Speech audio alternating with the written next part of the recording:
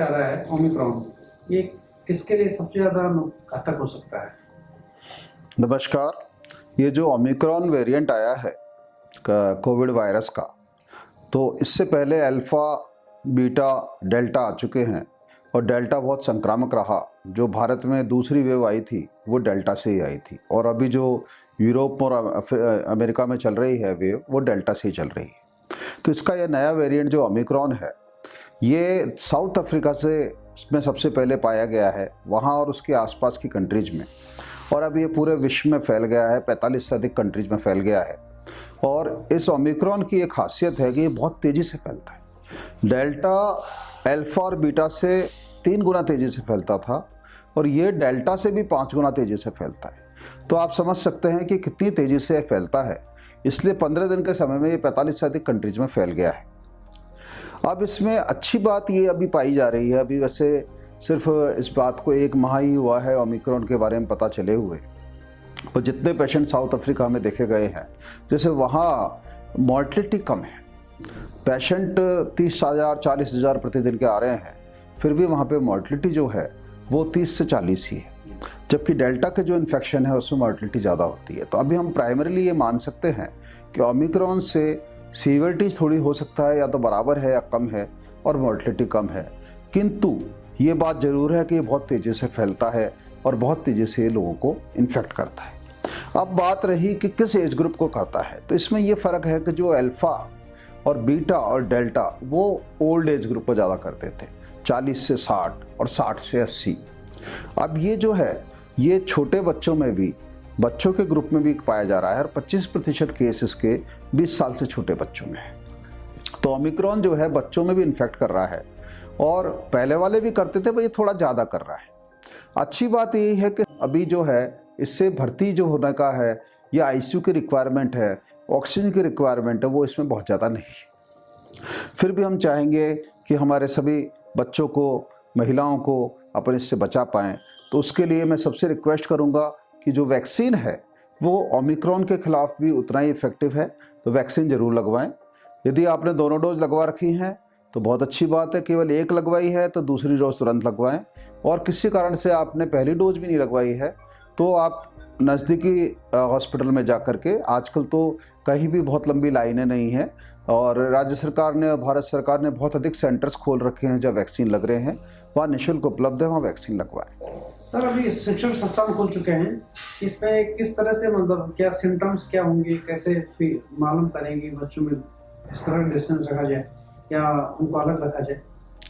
ये जो शिक्षण संस्थानों का है, अब स्कूलों को बंद हुए 1.5 साल से अधिक समय हो गया था, और जो मैं आपको ये बताना चाहूँगा, मैं थोड़ी सी इस बारे में एक राय ये रखता हूँ कि स्कूल जो हैं, जो अपने विद्यालय हैं, वो सिर्फ एक किताब की लर्निंग के लिए ही नहीं है।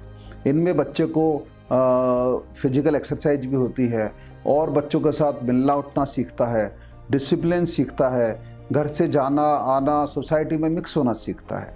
तो घर के अलावा वो अपने पूरे समाज में कैसे मिक्स होना है, कैसे बात करनी है, कैसे रहना है, क्या खाना है, डिसिप्लिन में रहना है, वो सब चीज़ें सीखता है। तो स्कूल का सिर्फ अपन ये सोचे पढ़ाई से है और वो पढ़ाई हम ऑनलाइन कर लेंगे, उससे उसका मतलब नहीं है। दूसरी चीज़ मैं कहना चाहूँगा, जब आपने सारे मॉल खुले हुए हैं, बाज़ार खुले हुए हैं, सारे लाइब्रेरी खुली हुई हैं, हर चीज़ अपन ने खोल रखी है, तो स्कूल से ही परहेज क्यों? तो बच्चों का हम ध्यान रखेंगे, स्कूलों में हम बच्चों के बीच में डिस्टेंस मेंटेन करेंगे, बच्चों को सिखाएंगे कि वो अपना कैसे हैंड हाइजीन मेंटेन करें, कैसे वो मास्क पहन के रहें। 5 साल से बड़े बच्चे मास्क पहन के रह सकते हैं, और जो टीचर्स हैं वो उनको समझा सकते हैं, और सारे टीचर्स और जो बस वाले हैं, जो ट्रैवल वाले हैं, वो सबको 2 डोज वैक्सीन की लगी हुई हो, तो आई थिंक बच्चों में कोई ऐसी बात नहीं है। और किसी को खांसी जुकाम होता है तो हम उसका टेस्ट करेंगे, जो टेस्ट राज्य सरकार ने सभी जगह निःशुल्क उपलब्ध करा रखा है, और स्कूलों को बड़े आराम से चलाया जा सकता है। सर, मौसम का कोई प्रभाव पड़ता है क्या, कोई इफेक्ट इसका भी वो रहता है क्या कोरोना में कि मौसम? हाँ, जो इनिशियल स्टडीज पाई गई थी उसमें जो कोरोना टाइप के जो वायरस होते हैं, जिनको हम रेस्पिरेटरी वायरस कहते हैं, ये सर्दियों में ज़्यादा होते हैं और गर्मियों में कम होते हैं। जैसे आप याद करें तो फ्लू, जिसे अपन जो इंडिया में भी अब तो फ्लू पाया जाता है, जब हम लोग आज से 10 साल पहले, 15 साल पहले फ्लू को ठंडे देशों का वायरस कहते थे। तो ये जो रेस्पिरेटरी वायरस होते हैं वो यूजुअली ठंड में ज़्यादा होते हैं। तो जब पहली बार कोरोना आया था तब हम ये मान रहे थे कि सर्दियों में ये बहुत ज़्यादा होगा, पर लकीली भारत में सर्दियों में नहीं हुआ था और सेकेंड वेव जो आई थी वो अप्रैल मई में आई थी, गर्मियों में आई थी। तो ये कहना बहुत मुश्किल है क्योंकि ये कोरोना वायरस किस तरह से बिहेव करेगा, किंतु अभी भी हम देखें तो जो ठंडे प्रदेश हैं अमेरिका और यूरोप, वहाँ ये वायरस थोड़ा ज़्यादा है और रशिया में इस बार इसने बहुत प्रकोप फैलाया है। तो बहुत मुश्किल है कहना, किंतु हमें बचाव रखना चाहिए और किसी भी 2 मीटर का डिस्टेंस अपन मेंटेन करें, मास्क पहन के रहें, सफाई का ध्यान रखें। यदि अपन स्वयं बीमार हैं तो औरों से दूर रहें और यदि कोई और बीमार है तो उससे अपन डिस्टेंस मेंटेन करें। सर, स्कूल संचालकों के लिए क्या मैसेज देंगे और पेरेंट्स के लिए क्या मैसेज आपको? स्कूल संचालकों को तो मेरा ये मैसेज है कि जो राज्य सरकार ने SOP जारी की है उसको ये फॉलो करें और क्लासेज में वेंटिलेशन जरूर रखें, खिड़की दरवाजे खुले रखें, और जिससे हवा आती रहे, रोशनी आते रहे, जिससे कि वायरस यदि किसी वायदे हुए किसी बच्चे में है भी तो वो डाइल्यूट हो जाए और बाकी बच्चों को इन्फेक्ट नहीं करे। और क्लासेज में भीड़ नहीं हो, एक कक्षा में 25-30 से ज़्यादा बच्चे नहीं बिठाएं।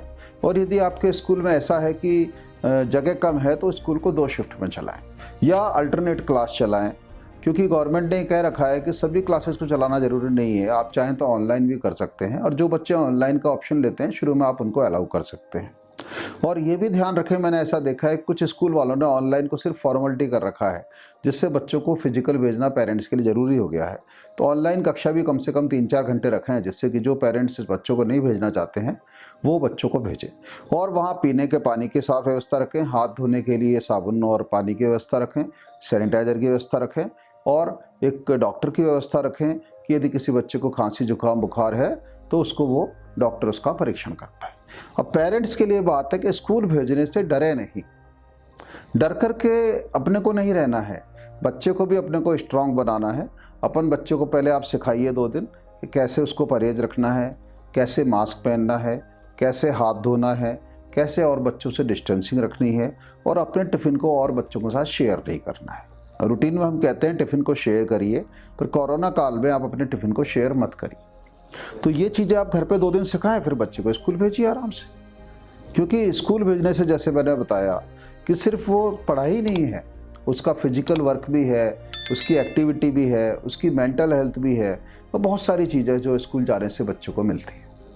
Great sir, thank you. Thank you.